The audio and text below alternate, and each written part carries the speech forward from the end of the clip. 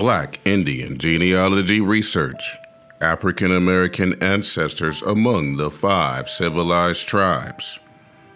Originally written by Angela Y. Walton Raji.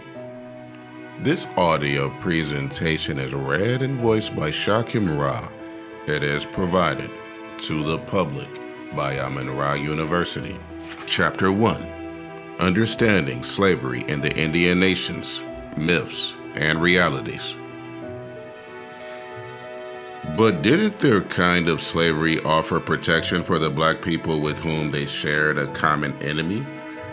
Didn't the Indian slave owners frequently adopt their slaves and treat them as brothers? These are questions that I often hear from persons who have heard for the first time that African chattel slavery existed in the Indian nations. Persons who have a basic assumption of a shared alliance between black slaves and American Indians to avoid a common oppressor make this assumption repeatedly. The one thing that genealogy research does is to compel the researcher to face the realities of the historical context in which their ancestors lived. One of those realities for Black Indian researchers is that black chattel reality was a harsh reality for the slaves, and that it is from this peculiar institution from which their thousands of documents remain, and from which hundreds of thousands of descendants can research their family history. In order to begin to research for African ancestors among Indians, it is important to have a full understanding of the origins of the contact between Africans and Native Americans. Since it is the institution of slavery that brought the first Africans to America, it is critical to begin at that point in African American history. In addition, the arrival of the settlers to America coincided with the seizure of American land from its native people. These two events, the arrival of settlers and the arrival of African slaves, occurred simultaneously and contributed to the early contacts between blacks and Indians. There is a common perception among many individuals that slavery in America consisted entirely of African people enslaved by whites. Yet, there were many whites who were enslaved or indentured, many blacks who were free, and many Native Americans who owned black slaves. It is true that the great majority of the slaves in America were Africans, and the great majority of the slave owners were white. Likewise, it is also important to learn that not all Native Americans had confrontational relationships with whites, and that many embraced the institution of African slavery. This is something which the black family historian should keep in mind when searching for ancestors. In 1981, noted author J. Leach Wright referred to the history of Black and Native American relations in his work, The Only Land They Knew. He mentioned in his work the observation made by historian Carter G. Woodson that the relations between Native Americans and African Americans can be considered, quote, one of the longest unwritten chapters in the history of the United States. He notes that the presence of Black Indians was the result of two simultaneous events: the enslavement of Africans in America and the seizure of land from the Indians. Wright points out that much has been written about the seizure of Indian lands, broken treaties, and confrontations as the settlers moved westward. Likewise, the horrors of the slave trade over the Atlantic and the methods and practices of slavery in America has been well researched, yet so little has been written about slavery among the nations of Indians, specifically among those known today as the five civilized tribes. Ironically, it is among the records from these nations that most documentation exists. There have been some isolated works that have appeared over the years, Annie Abel in the early part of the 20th century did address the history of American Indians in her pivotal work, The American Indian as Slave Owner and Secessionist. Other works from the noted scholar Kenneth Wiggins Porter addressed Africans among the Seminoles, as well as blacks who lived on the western frontier. Scholar Lawrence Foster did look into the experiences of blacks before the removal in his work, The Negro-Indian Relationship in the Southeast. That also looked at relations with black people and Seminoles. Daniel F. Littlefield has vigorously researched the contact between black and native peoples in his many works on Indian territory and the plight of the African native people there. The 1990s brought forth some scholarship on the subject in the work of Jack D. Forbes, who looked at the culture and the language of race in his work, Africans and Native Americans. It is known that indentured servitude was introduced to America as early as 1619 in Jamestown, Virginia, and by the time of the American Revolution in the 1770s, the practice of slavery had been deeply entrenched itself in American culture. As more European settlers came to America, more of the indigenous people were pushed away from their native land. Although most Indians resisted and resented the white settlers, there were others who were less hostile to the invaders and learned some of their cultural practices. The Native Americans in the southeastern United States had the earliest exposures to Europeans. Their contact was not always violent, and in time, they were associating with traders, missionaries, and government representatives. As a result, many of the natives embraced the religion of the newcomers and adopted European traders and architecture.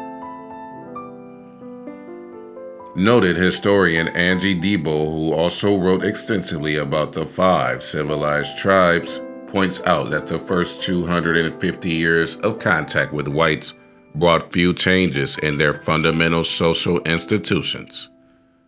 But by the 19th century, after decades of trading, the tribes had acquired the implements and weapons of Western Europe. From 1800 on, the Indians of the Southeast sought to adopt the ways of the settlers with a constitutional government, the Christian religion, and the institution of African slavery.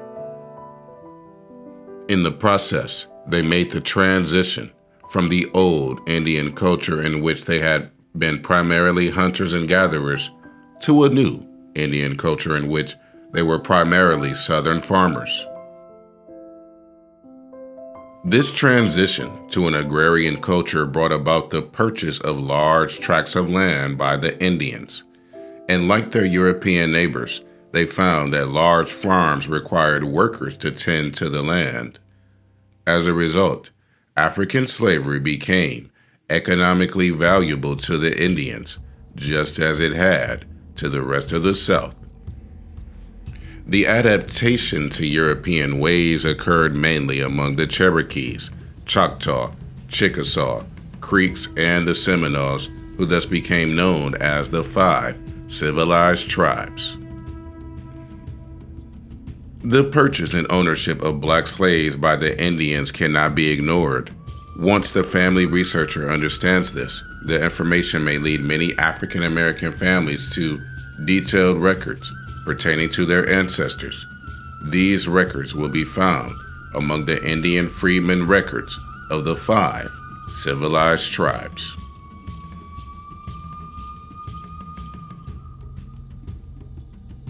Initially, it is essential that the researcher confront some of the myths about Black-Indian relations.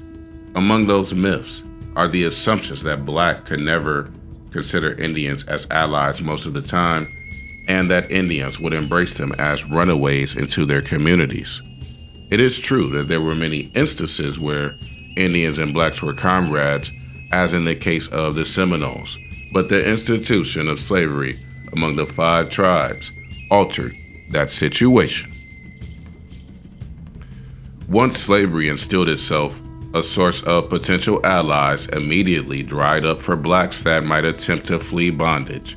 Later, in the 19th century, many blacks from other states will be recognized as Indian fighters, including the famous Buffalo Soldiers of Southwest. The slaves from Indian Territory were not Buffalo Soldiers, but the assumed natural alliance between the races was not uniformly there either. By the end of the 18th century, slavery was solidly planted in the southeast United States and just as solidly into the life and culture of the 5 largest tribes. Dr. R. Halliburton, in his work, Red Over Black, Black Slavery Among the Cherokee Indians, points out that when one is evaluating the incidence of slavery among the Indians, one should not make assumptions about the nature of the slavery practiced among these tribes. He notes that there are perceptions that are inaccurate among Indians, such as that Indians were kinder slave masters. Each nation handled slavery differently, just as each nation had its own special relation with white settlers. Halliburton notes that by the late 1700s, the Cherokees began intermarrying with the whites, and the mixed-blood Indians, Indian and white, became and remained the principal slave owners. These mixed bloods also emerged as the wealthiest of the Indians. With the increase of slaves, Halliburton also points out another significant fact. Despite the steady increase in the number of slaves, there were never any abolition societies to emerge in any of the 5 civilized tribes, not any expressions of discontent with the institution of slavery from the tribes. As a result, slavery became an accepted fact of life, especially for wealthy Indians. Slaves were a convenient and inexpensive way to profit from the farms, which became a part of their lifestyle. The new chiefs emerged from the mixed-blood slave owners, and many had amassed a great amount of wealth by the early 1800s.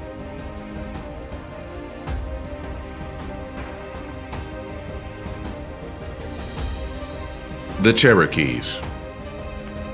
It is known that Nancy Ward was one of the first women in the Cherokee Nation to own black slaves.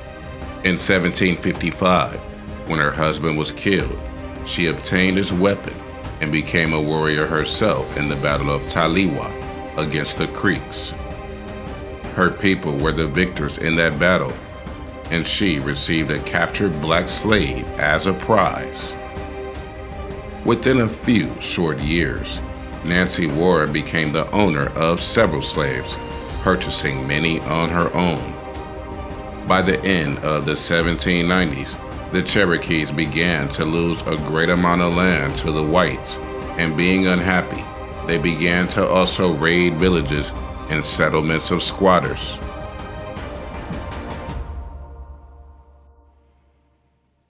Halliburton points out that frequently in such encounters, whites were killed and blacks were frequently taken as prisoners.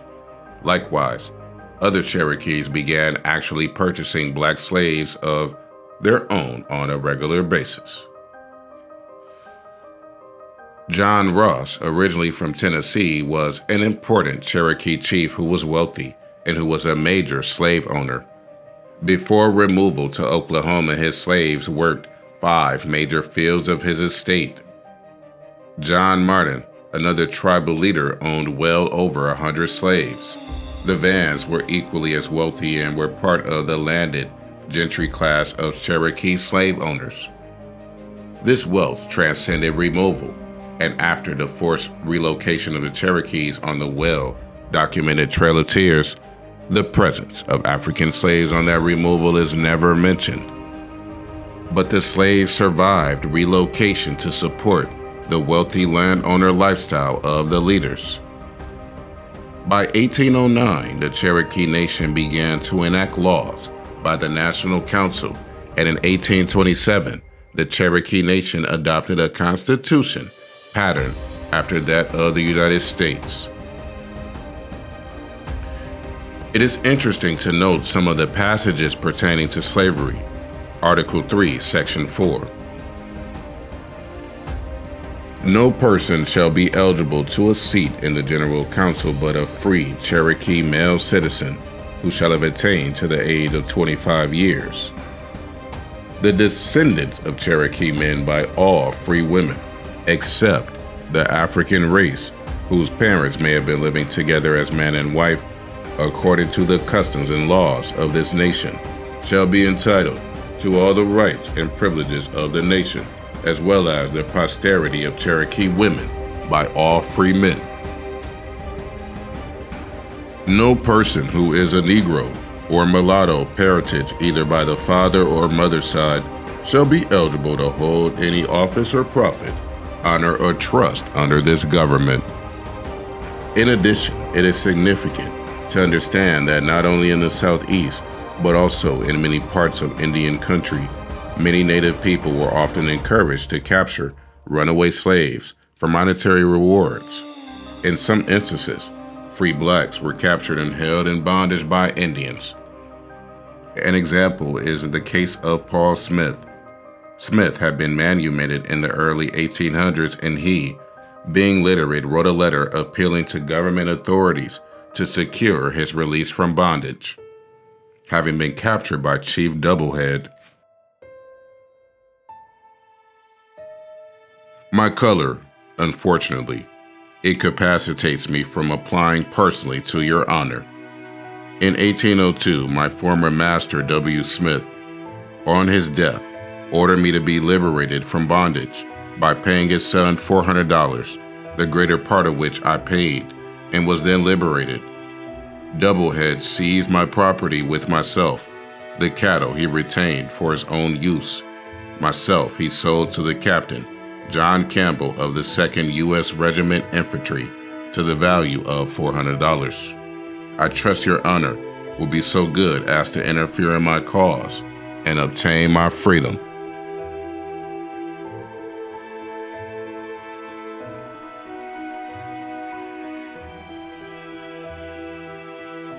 For any researcher of Cherokee history, the most essential event to alter the destiny of the tribe resulted from the Indian Removal Act.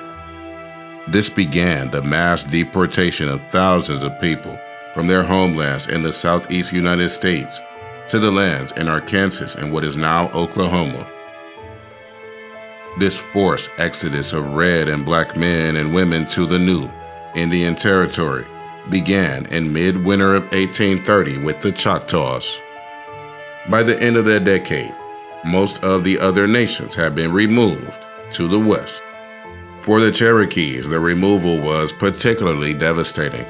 This was a physically painful march in which many lost their lives, and which is now historically referred to as the Trail of Tears. However, it should be pointed out that among the Cherokees who began the march were 1,600 black Cherokee slaves who were pushed westward along with their masters.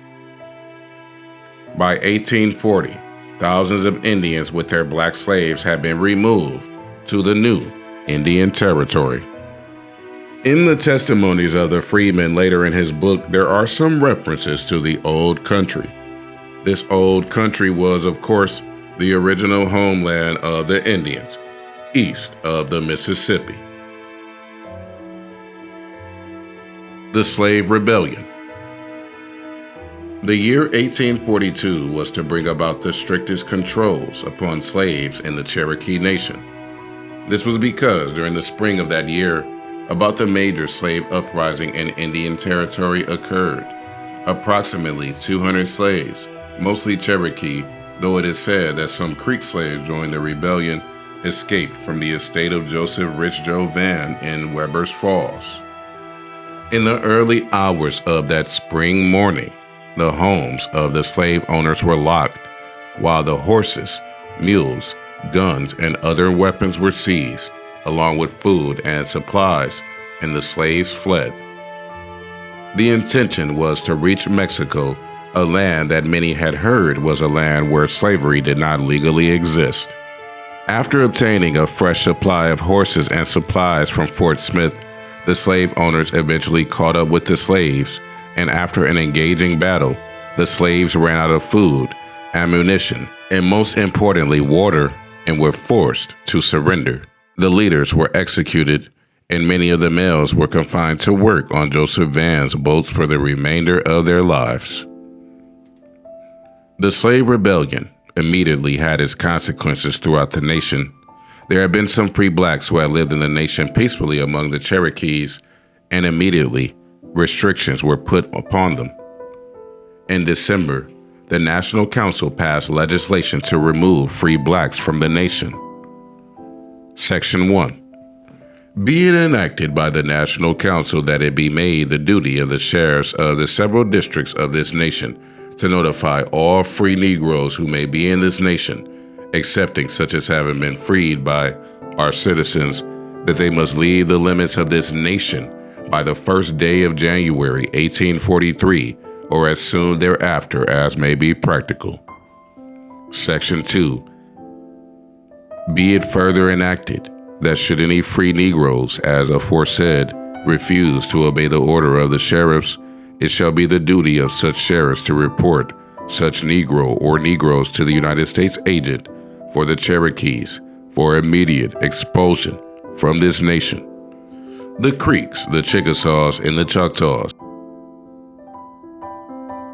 The first use of the term civilized tribe comes from a reference to the Creeks. They were accustomed to trade and they were known to have interacted with the whites early on. The Creeks frequently traveled from Georgia and Alabama to trade furs in Pensacola, Florida. As a result, it was not unusual for Creek women to marry white traders. Actually, this was how European surnames became a part of most of the indigenous tribes.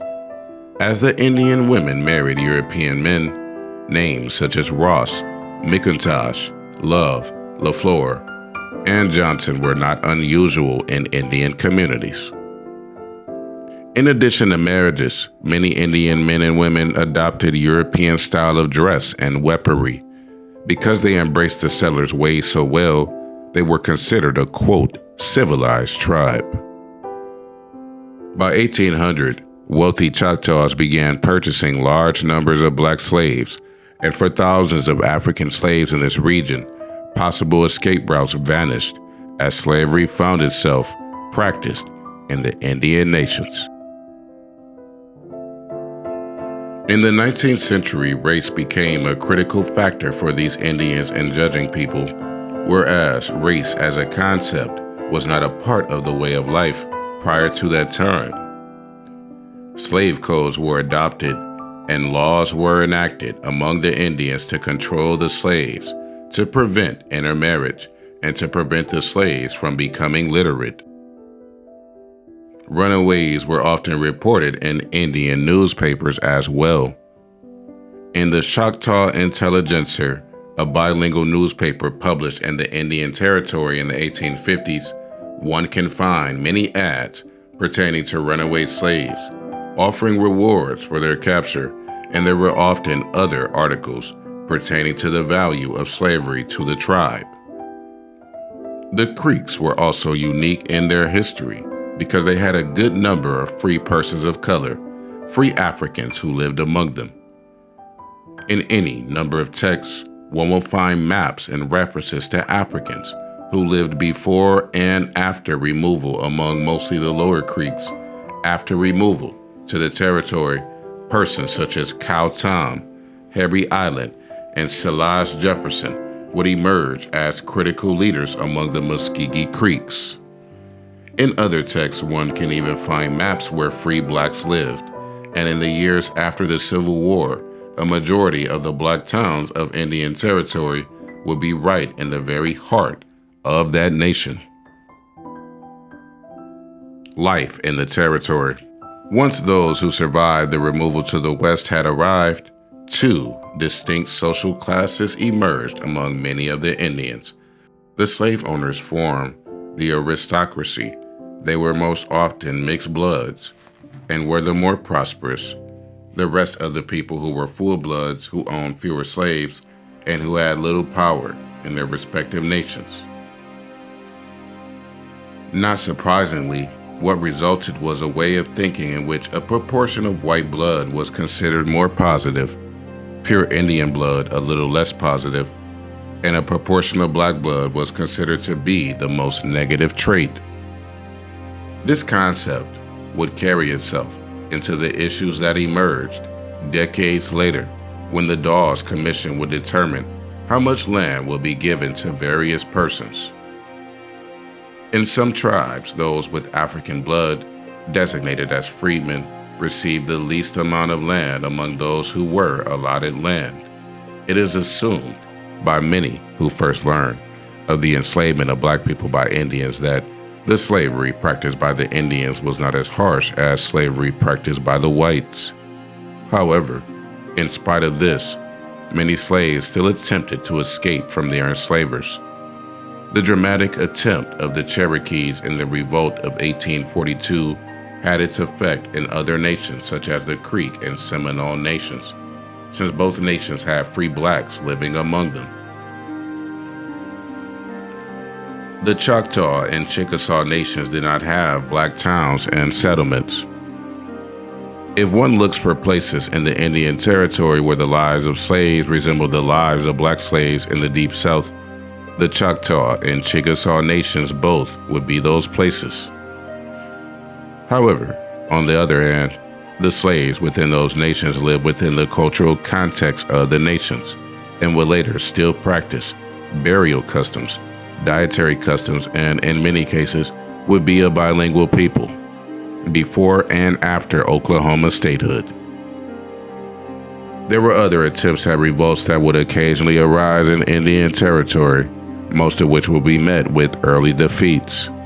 From the 1840s until the beginning of the Civil War, unrest was reported from outlaw Negroes, particularly among the Choctaw, Cherokee border. The Black Seminoles.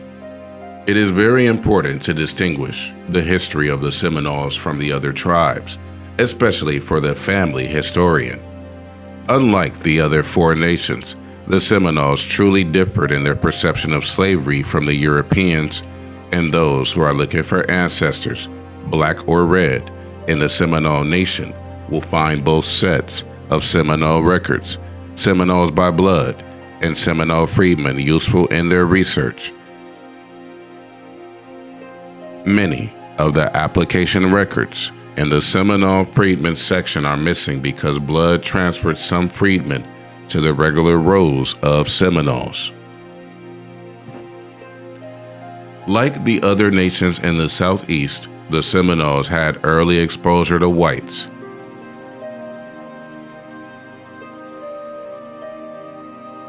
Likewise, these Indians adopted some European customs. Their culture grew out of the Creeks, and so the similarity must be noted. In addition, by the early 1800s, there were some blacks living in some of the Seminole settlements in northern Florida. At first, these Indians welcomed the blacks in their lands, and the blacks that settled there eventually adopted an Indian way of life. Although they lived in separate villages, many of the customs of these black, as well as their spoken language, was the Muskegee of the Seminoles. A typical Seminole village contained both freedmen as well as slaves. It has been estimated that at one time, there were 1,400 black Seminoles, with only 200 of those blacks believed to be slaves of the Indians. With the Cherokees, their major disagreement with the whites was over land, but with the Seminoles, their friction with whites was the nature of their form of slavery. It is often stated that in the Seminole Nation, black slaves had arms, grew their own food, and had more freedom of movement. The southern white slave owners feared that these black villages of northern Florida would be too great a temptation to their own slaves, who might see Florida as a place of refuge. A good number of the conflicts of the Second Seminole War occurred when the U.S. Army strove to destroy the Seminole villages and to move in white settlers who had a different concept of slavery. The Seminoles, both black and full-bloods, fought intensely for their rights to remain in Florida. The black Seminoles had more to lose than simply land, since their defeat meant the inevitable return to the more severe form of slavery practiced by the whites and by the other Indian nations. The resistance in Florida of Black Seminoles occurred when John Horse surrendered in 1838. However, it should be noted that this Black Seminole leader would later emerge in new territory as a strong leader who would later take a large following into Mexico successfully. It should be noted that the records that were created when the Seminoles were removed to the west provide some valuable documents for family historians. Many families of prominent Black Seminoles, such as the family of Negro Abraham, as well as countless members of manumissions, were provided to ensure the safe transport of records of these African Seminoles to the Indian Territory. The 1860 federal census of lands west of Arkansas contains the names of some of the Seminoles who had come to the Indian Territory as free people. The largest family is that of Abraham. The family is enumerated in the 1860 census as the family of Abraham Payne. Life in Indian Territory was not without its challenges. Even for the Black Seminoles, they had been given the promise of living as a free people in the territory, but upon their arrival at Fort Gibson, slave agents were waiting for them. The Creeks, who were old enemies of the Seminoles, kidnapped many of the Black Seminoles and sold them within their own nation. In regard to other blacks, it was declared that whoever was a slave before the Second Seminole War was to remain a slave after arriving in Indian Territory. About 300 slaves were immediately returned to the Seminole masters who brought them back. Many of these Black Seminoles eventually settled in the village of Wewoka under John Horse, their leader from the old nation in Florida. Because the spirit of the Seminole blacks was still very strong, there were constant attacks upon them by slave hunters, some from the Creek Nation. Many of these blacks felt that an escape from Indian Territory was the only answer to their situation. In 1849, only 7 years after the Cherokee slave revolt, a sizable group of Black Seminoles left Indian Territory together with some full-blood Seminoles. By the summer of 1850, these men and women arrived at the Mexican border. One large contingent of them was successful in crossing the border and subsequently settled in northern Mexico. This escape to freedom is significant because in spite of the comparative freedom they had, there was still that instinctive human desire to be truly free and in charge of one's own life. One of the most detailed and poignant descriptions of the exodus from Indian Territory into Mexico can be found in the work of Kenneth Wiggins Porter. He describes how Wildcat and John Horse had endured many assaults upon their freedom in Indian Territory. According to Wiggins, John Horse defied the orders of the U.S. government to remain at Fort and had moved a band of Seminoles and Black Seminoles to Wewoka Creek. He and his band of followers cleared much of the land and made efforts to establish a settlement there and to begin their lives as free people. However, attacks continued from predatory slave hunters as well as from some of the Creeks to also enslave them. The exodus began not in one large group, but in several bands of Seminole Indians and blacks that traveled with much difficulty through Texas, encountering hostile attacks from the Comanches and others. At times, other Indians joined some of the bands of Seminoles, both black and red, on their trek southwards. This relocation occurred from 1849 to 1850.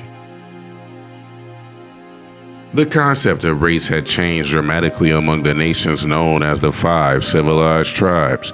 The early days of contact when Spanish sailors arrived in the Americas with blacks as sailors and later as slaves, and the beginnings of the African slave trade brought about a new acculturation in each of the 5 tribes.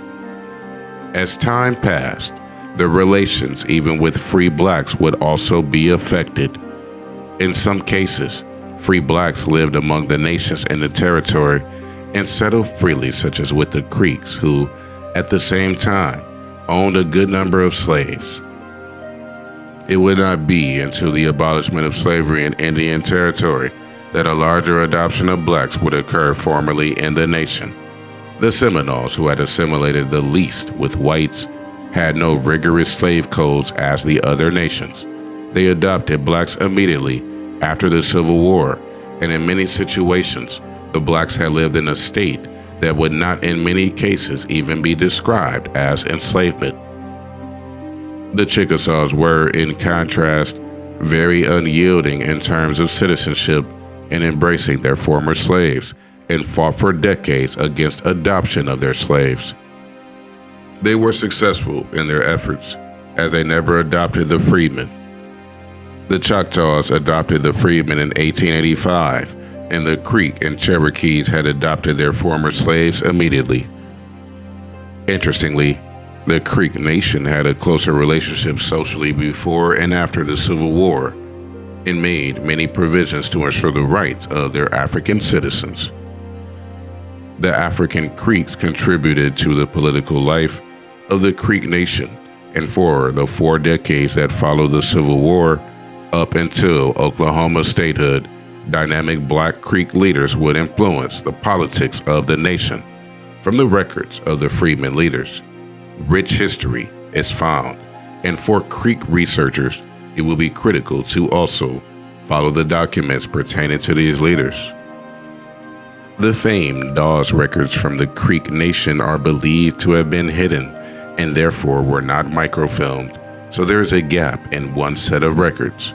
However, when one studies the lives of several of the freedmen leaders, such as Silas Jefferson, Sugar George, Scipio Sango, Monday Durant, Cal Tom and Harry Island, and Pickett Renty, much rich history of African Creek families can be gleaned. In addition, many of the families intermarried, so hundreds of descendants of these families will be able to still document rich history from the records that did survive.